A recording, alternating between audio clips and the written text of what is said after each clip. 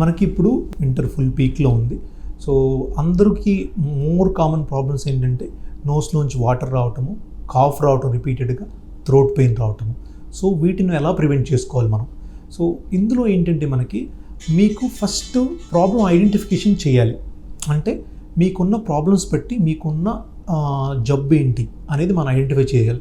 So దానికన్నా ముందు general precautions మీరు ఎలా తీసుకోవాలి అంటే కోల్డ్ క్లైమేట్స్ కానీ, కోల్డ్ ఎన్విరాన్మెంట్ కానీ మీ పిల్లలు అవాయిడ్ చేయాలి కంపల్సరీగా. ప్లస్ కోల్డ్ సబ్స్టెన్సెస్ ఏవైతే ఉంటాయో చల్లగా ఉన్నాయి అవి అసలు తీసుకోకూడదు.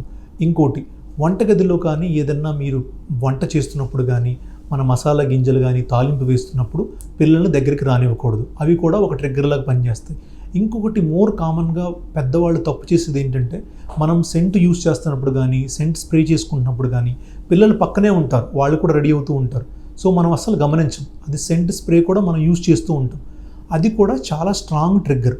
ప్లస్ మీ ఉన్న సరౌండింగ్స్ అన్నీ కూడా క్లీన్గా ఉంచుకోవాలి. పిల్లలు వాడే బెడ్షీట్స్ కానీ, టవల్స్ కానీ, పిల్లో కవర్స్ కానీ, ఫ్లోర్ మ్యాట్స్ కానీ ఎప్పటికప్పుడు క్లీన్ చేసుకుంటూ ఉండాలి. ఒక పర్సన్కి ట్రిగ్గర్ అనేది ఎలా అయినా ఉండొచ్చు. ట్రిగ్గర్ అంటే దానికి ప్రాబ్లం క్రియేట్ చేసేది. అది మీకు పిల్లో కవర్ అయి ఉండొచ్చు, మీరు విండోకు వాడే కట్టన్ అయి ఉండొచ్చు, మీ బెడ్ మీద ఉండే బెడ్షీట్ అయి ఉండొచ్చు. ఎలా అయినా సరే మీకు ట్రిగ్గర్ రావచ్చు. సో ఇవన్నీ నీట్గా ఉంచుకోవడం అనేది వింటర్లో మామూలుగానే కంపల్సరీ, వింటర్లో ఇంకా కంపల్సరీ మీకు.